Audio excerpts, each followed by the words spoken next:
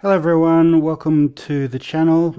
This is Norman Creek Press and my name's Joel, and today we're going to be going through the carnivore diet, top 10 questions that I have about this new diet.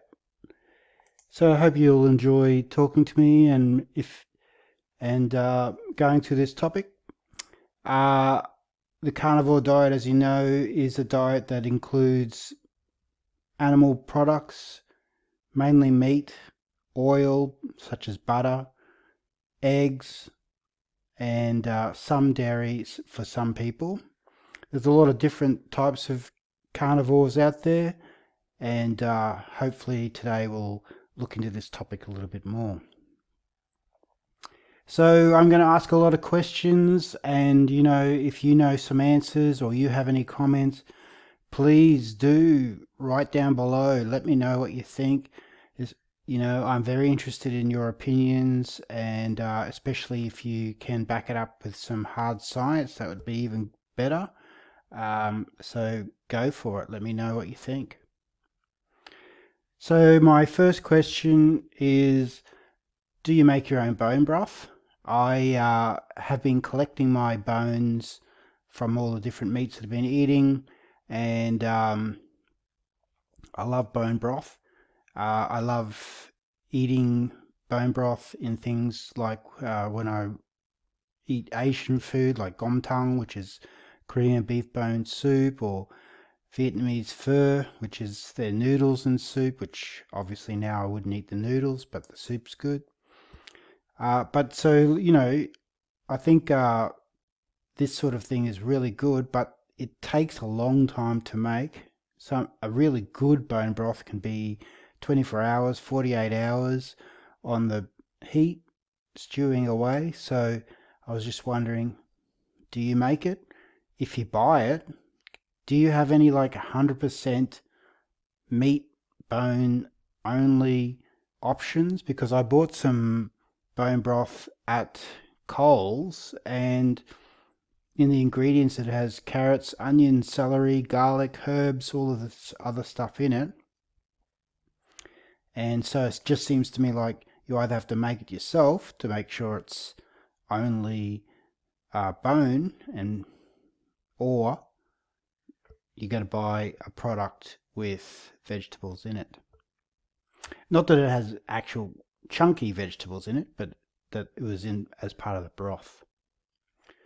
Okay, moving on. So this next question is related to garlic prawns. Are garlic prawns off the menu? Because I did have garlic prawns last week, and I wondered about that because of the garlic, basically, but I couldn't. That's how I bought them. So I wondered what your thoughts are about the different sauces on meat. My next question is, are sugar-free drinks okay? Because they contain a lot of chemicals. I've been reading that aspartame is really bad for you in terms of possibly causing cancer. But then again, you read some research and it's okay in smaller doses. What do you think about that? Uh, you know, on one level, sugar-free drinks have been described as sort of like a bridging food, where as you're trying to give up carbohydrates and give up sugar, that these sort of artificial sweeteners help you do that without, they can be used as a reward, for yourself. Now, of course, obviously, in the future, you might want to get off that sort of system of rewarding yourself with food. But what do you think about these sugar-free drinks? Are they good? Are they bad? Do you think they cause cancer? Let me know. Related to that, I bought this 50% less added sugar and salt, mainly because I was watching a carnivore video and I saw somebody got sugar-free barbecue sauce, and I felt like I would like to try that, which I haven't unfortunately been able to find. But what do you think about these sorts of sauces? This one I don't think is very good. It contains 12.1 grams of sugar. Uh, what does less added sugar mean? Less added sugar. It doesn't say less sugar, less added sugar. So what's added sugar mean? I don't know. Sugar in this is mentioned as the third ingredient, and other ingredients include stevia and glycosides. What do you think about those ingredients? I've heard good things about stevia. Some of my friends who are doctors really do recommend stevia, but I don't know. What do you think?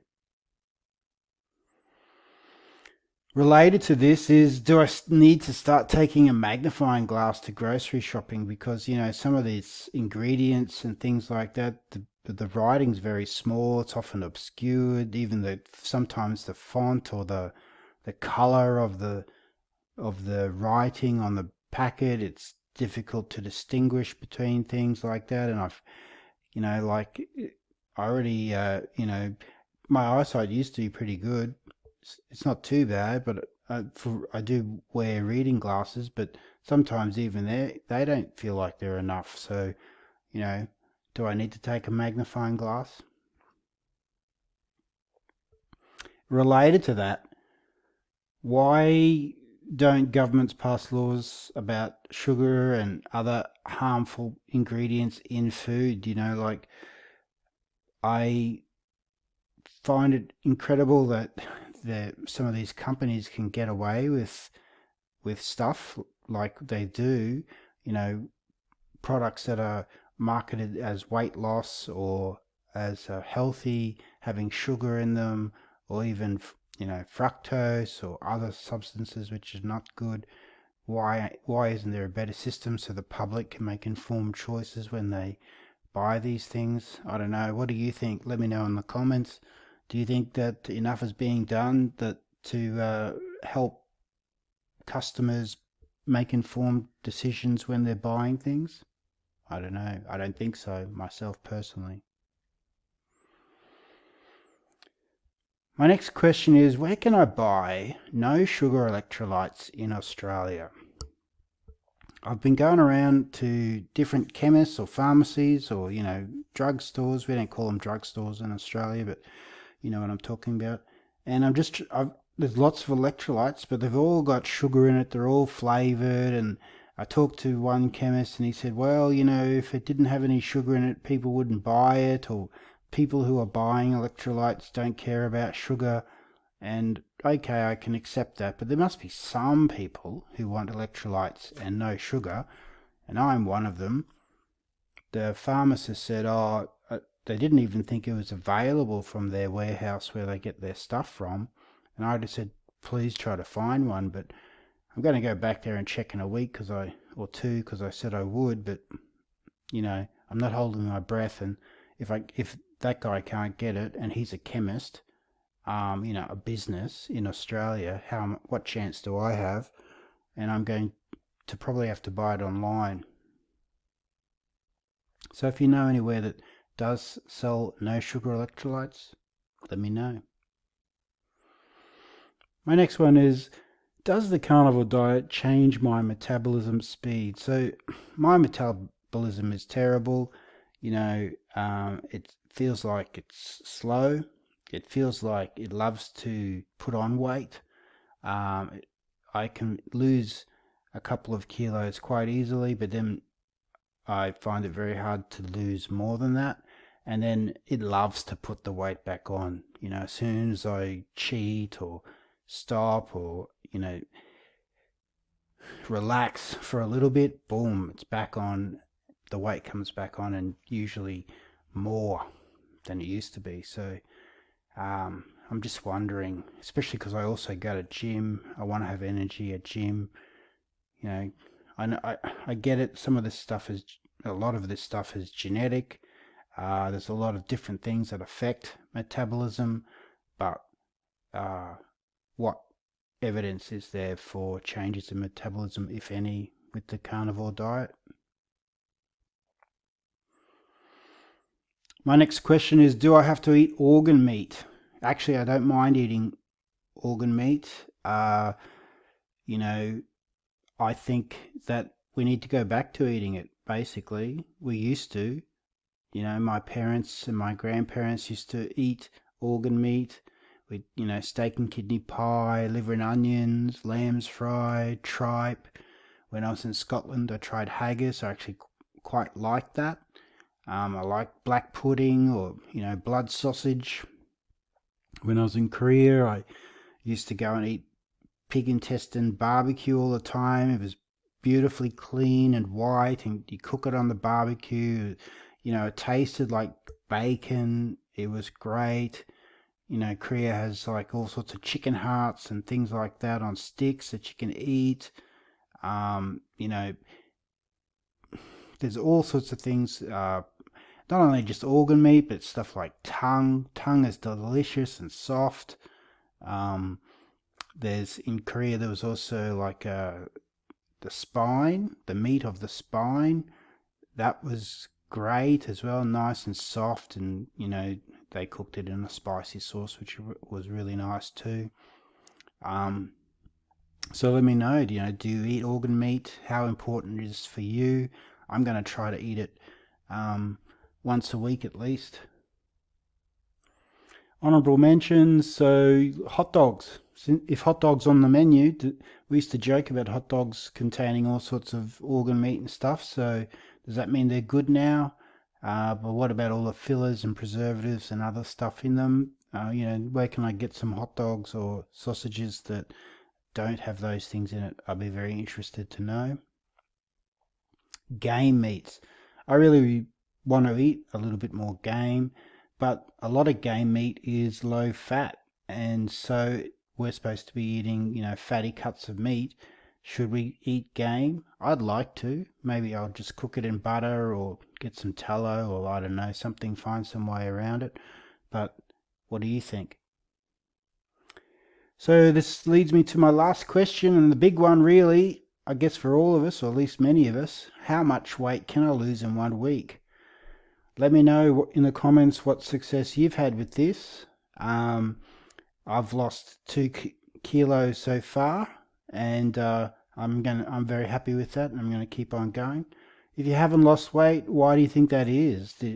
Were you eating too much dairy? Do you think you didn't exercise? Did you have cheat days that sort of sabotaged your weight loss? Let me know. So, in the comments, feel free to add your 2 cents or more on these topics and answer some of my questions. Just be nice, be respectful, contribute to the discussion. Constructive criticism is good, and, debate is good, but don't make it personal, and don't get upset or get abusive. Just let's be gentlemen and ladies here and be nice to each other. And if you could help the channel out, that would be great. Like, subscribe, get the notifications, participate in the conversation. That'll be all great for me and help me keep going with this channel and produce good content.